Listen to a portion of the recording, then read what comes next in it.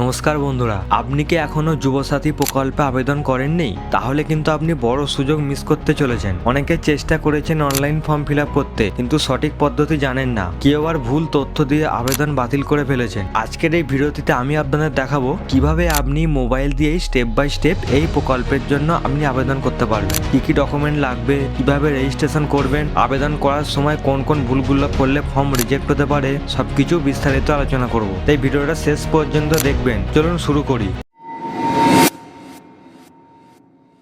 প্রথমে আপনি আপনার মোবাইল বা কম্পিউটারের মাধ্যমে যে কোনো একটি ব্রাউজার ওপেন করুন এবং সার্চ করুন ds.wb.gov.in।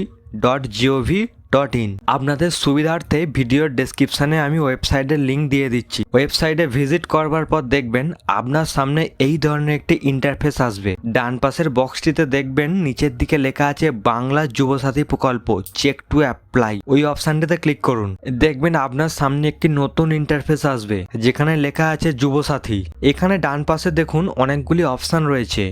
এই ডকুমেন্টগুলি আপনাকে পিডিএফ আকারে জমা দিতে হবে। তার কত ম্যাক্সিমাম সাইজ, কোনগুলি পিডিএফ আকারে জমা করবেন এবং কোনগুলি জেপিজি আকারে জমা করবেন সেইগুলি দেওয়া রয়েছে। এখানে আমরা পরে আসবো। পাশে দেখুন তিনটে অপশান রয়েছে, download system guide, apply online, check status. আমরা অনলাইন অ্যাপ্লাই করব, তাই অ্যাপ্লাই অনলাইনে ক্লিক করব। দেখবেন একটি নতুন ইন্টারফেস আসবে।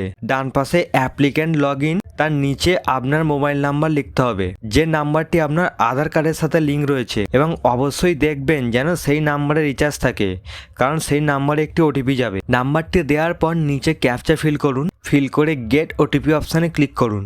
ভেরিফাই হওয়ার পর আপনি অফিসিয়াল ওয়েবসাইটের যে অনলাইন আবেদনের মূল জায়গায় পৌঁছে যাবেন। দেখুন উপরে লেখা আছে applicant from Bangla Yuvasathi scheme. এবারে আপনার বেসিক ডিটেলস আপনাকে ফিল করতে হবে। প্রথম বক্সে মোবাইল নাম্বার দিন, অবশ্যই দেখবেন যেন সেটি আধার কার্ডের সঙ্গে লিঙ্ক থাকে। সেকেন্ড বক্সে আধার নাম্বার দিন।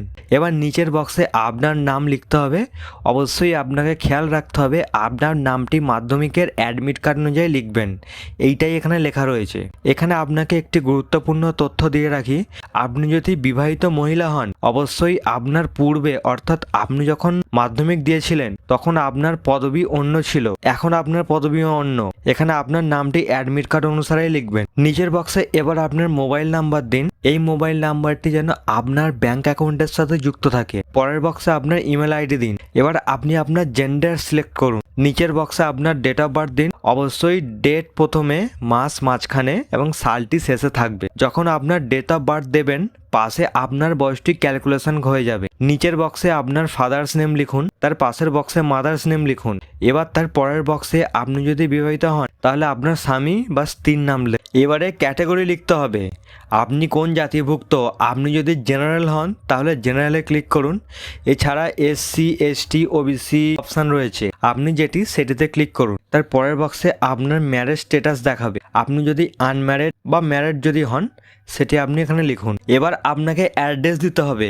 এখানে শুরুতেই বলে রাখি, আপনি যদি বিবাহিত হন তাহলে আপনি আপনার বর্তমান অ্যাড্রেসটি দেবেন। এইটি গুলিয়ে ফেলবেন না, কারণ আপনি আপনার নাম লিখেছিলেন অ্যাডমিট কার্ড অনুযায়ী, কিন্তু আপনাকে আপনার অ্যাড্রেসটি বর্তমান অ্যাড্রেস দিতে হবে। প্রথমে আপনার হাউস নাম্বার লিখুন। পরের বক্সে আপনার ভিলেজ লিখুন, টাউন, সিটি যা কিছু আছে লিখুন। তার পরের বক্সে দেখুন পোস্ট অফিস, আপনার পোস্ট অফিসের নাম লিখুন। তার পাশে দেখুন ডিস্ট্রিক্ট সিলেক্ট করুন। নিচে দেখুন এরিয়া রয়েছে, আপনি কোন এলাকায় থাকেন, মানে আপনার এলাকাটি ব্লক নাকি মিউনিসিপ্যালিটি কর্পোরেশন, সেটিতে ক্লিক করুন। তার নিচে আপনি আপনার পুলিশ স্টেশন সিলেক্ট করুন। তার পাশে দেখুন গ্রাম পঞ্চায়েত রয়েছে, আপনি কোন গ্রাম পঞ্চায়েতের অন্তর্গত এবং কত নম্বর ওয়ার্ড সেটি লিখুন। পিনকোড, আপনার পিনকোডটি লিখুন। এবারে আপনি মাধ্যমিক পরীক্ষা দিয়েছেন কোন বোর্ডের আন্ডারে সেটি আপনাকে সিলেক্ট করতে হবে। যদি ওপেনে আপনি মাধ্যমিক দিয়ে থাকেন তাহলে আদার করবেন। পরের বক্সে আপনি আপনার অ্যাডমিট কার্ড দেখে রোল লিখুন। তার পরের বক্সে নাম্বার লিখুন এবং ইয়ারে আপনি কোন বর্ষে পরীক্ষা দিয়েছেন সেটি সিলেক্ট করুন। এবারে আপনাকে এডুকেশন কোয়ালিফিকেশন লিখতে হবে।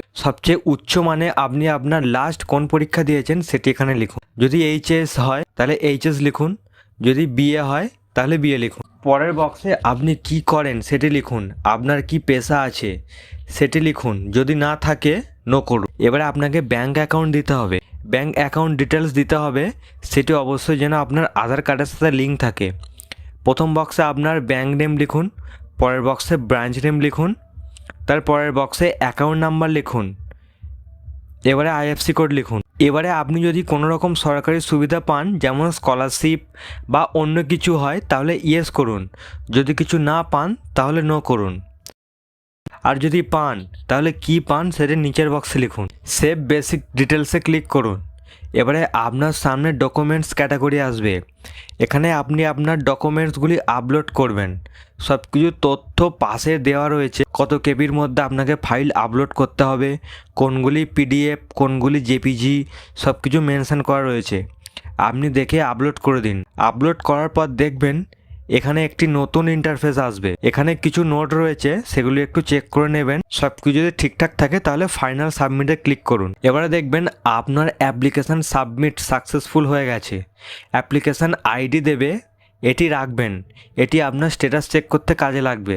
তার পাশে অ্যাপ্লিকেশান ফর্মটি আপনি ডাউনলোড করতে পারবেন, ওটায় ক্লিক করে আপনি ডাউনলোড করে নিন। তো বন্ধুরা, এই ছিল যুবসাথী প্রকল্পের অনলাইন আবেদন করার সম্পূর্ণ পদ্ধতি। আশা করি এখন আপনারা সহজেই যুবসাথী স্কিমে আবেদন করতে পারবেন কোনো ভুল ছাড়াই। যদি ভিডিওটি আপনার কাজে লাগে তাহলে অবশ্যই একটি লাইক দিন। কোনো জায়গায় বুঝতে সমস্যা হলে কমেন্ট করে জানাবেন, আমি অবশ্যই রিপ্লাই করব। আর এমন সরকারি স্কিম, ফর্ম ফিল আপ এবং গুরুত্বপূর্ণ আপডেট পেতে এখনই আমাদের চ্যানেলটি সাবস্ক্রাইব করুন। আপনার একটি সাবস্ক্রাইব আমাদের আরও ভালো ভিডিও বানাতে উৎসাহ দেয়।